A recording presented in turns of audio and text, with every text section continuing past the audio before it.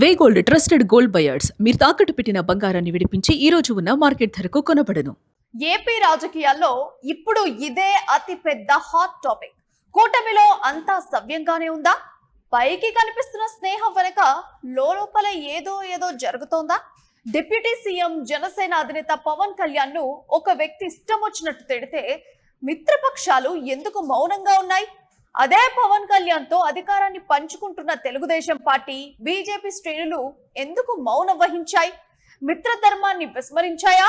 లేక రావణ్ వెనుక ఉన్నది సొంత మనుషులేనా? ఆంధ్రప్రదేశ్ పాలిటిక్స్ లో రావణ్ కేసు ఒక కొత్త ప్రకంపన సృష్టిస్తోంది.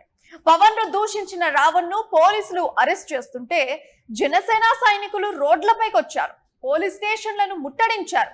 కానీ కూటమిలోని అతిపెద్ద భాగస్వామ్య పక్షం టీడీపీ ఎక్కడా కనిపించలేదు.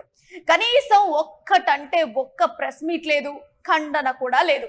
ఏంటి మౌనం వెనక ఉన్న రహస్యం? రావణ్ ఇష్యూ కూటమిలో విభేదాలను రోడ్డున పడేసిందా అనే సస్పెన్స్ ఇప్పుడు జన సైనికులను కూడా వెంటాడుతోంది.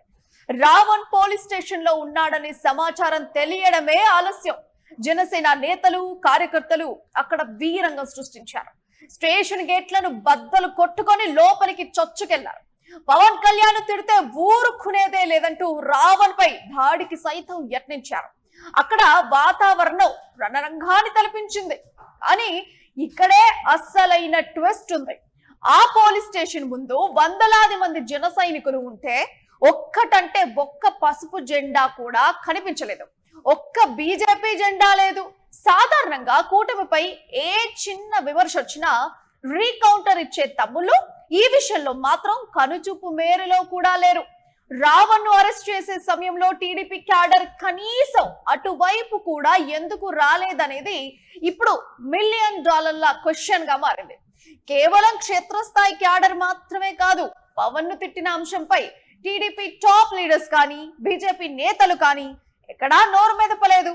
పవన్ కళ్యాణ్ అంటే కూటమికి ఆత్మలాంటి వారని చెప్పే నేతలు ఆయనను ఒక వ్యక్తి సోషల్ మీడియాలోనో బహిరంగంగానో అంతలా దూషిస్తుంటే ఎందుకు రియాక్ట్ కాలేదు?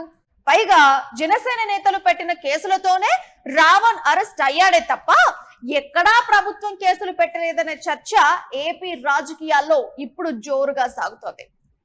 అయితే జనసేన వర్గాల ప్రకారం ఈ రావణ్ అనే వ్యక్తి వైసీపీకి గట్టి అనుకూల వాయిస్ వినిపించే వ్యక్తిని, పవన్ ను, జనసేనను రాజకీయంగా దెబ్బతీయడానికి వైసీపీ ఆడిస్తున్న డ్రామాలో ఇదొక భాగం అని జనసేన నేతలు బల్ల గుద్ది చెబుతున్నారు. మరి రావణ్ వెనుక వైసీపీ ఉందన్నప్పుడు ఆ వైసీపీని తీవ్రంగా వ్యతిరేకించే టీడీపీ జనసేనకు సపోర్టుగా ఎందుకు వాయిస్ వినిపించలేదు అనేది కూడా సస్పెన్స్ గా మారింది. అయితే రావణ్ తో తమకు సంబంధం లేదని వైసీపీ పబ్లిక్ గానే చెప్పేసింది. అతను తమ పార్టీ వాడు కాదని, అతనితో తమకు సంబంధం లేదని కుండ బద్దలు కొట్టారు.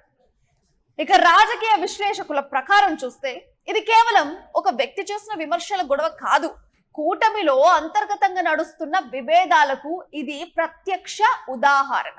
కొన్ని జిల్లాల్లో సీట్ల సర్దుబాటు, అధికారుల బదిలీలు, స్థానికాధికారంలో జనసేనకు తగిన ప్రాధాన్యత దక్కడం లేదనే అసంతృప్తి ఇప్పటికే ఉంది. ఈ నేపథ్యంలోనే రావణ్ ఇష్యూ ద్వారా కూటమిలోని గ్యాప్ స్పష్టంగా బయటపడిందనే చర్చ నడుస్తోంది. జనసేన ఒంటరిగానే ఈ పోరాటం చేయాల్సి రావడం ఆ పార్టీ శ్రేణుల్లో తీవ్ర అసహనానికి దారితీస్తోంది. అయితే రావణ్ కేసు కేవలం ఒక పోలీస్ స్టేషన్ గొడవతో ముగిసిపోయేలా కనిపించడం లేదు. ఇది కూటమి పునాదులను కదిలించేలా మారుతోందనే చర్చ వినిపిస్తోంది. పవన్ కళ్యాణ్ తిడితే జనసేన మాత్రమే రియాక్ట్ అవ్వాలి, టీడీపీకి సంబంధం లేదు అన్నట్టుగా వ్యవహరిస్తే భవిష్యత్ రాజకీయాలు మారేలా ఉన్నాయంటూ కామెంట్స్ కూడా వినిపిస్తున్నాయి. వచ్చే 15 ఏళ్లు కూటమి కలిసే ఉంటుందని పదే పదే అగ్రనేతలు పైకి చెబుతున్నా క్షేత్రస్థాయిలో మాత్రం మరోలా పెరపొచ్చాలు ఉన్నాయనే విషయాన్ని కూడా మాత్రం స్పష్టం చేస్తున్నాయి. అయితే పదవుల పెంపకం, నియోజకవర్గాల్లో మర్యాదలు లేకపోవడంతో జనసేన నేతలు ఇప్పటికే తీవ్ర అసంతృప్తిలో ఉన్నారు. రావణ్ ను వైసీపీ వెనక ఉండి నడిపిస్తోందని జనసేన అంటుంటే టీడీపీ ఎందుకు సైలెంట్ గా ఉంది? ఈ మౌనం వెనక జనసేనను ఒంటరిని చేసే వ్యూహం ఉందా, లేక స్థానిక రాజకీయాల సమీకరణాలున్నాయా? ఏది ఏమైనా రావణ్ కేసు కూటమిలో ఒంటరైన జనసేనను స్పష్టంగా చూపిస్తోంది. దీనిపై సీఎం చంద్రబాబు కానీ డిప్యూటీ సీఎం పవన్ కళ్యాణ్ కానీ ఎలాంటి క్లారిటీ ఇస్తారో ఇంకా చూడాలి మరి.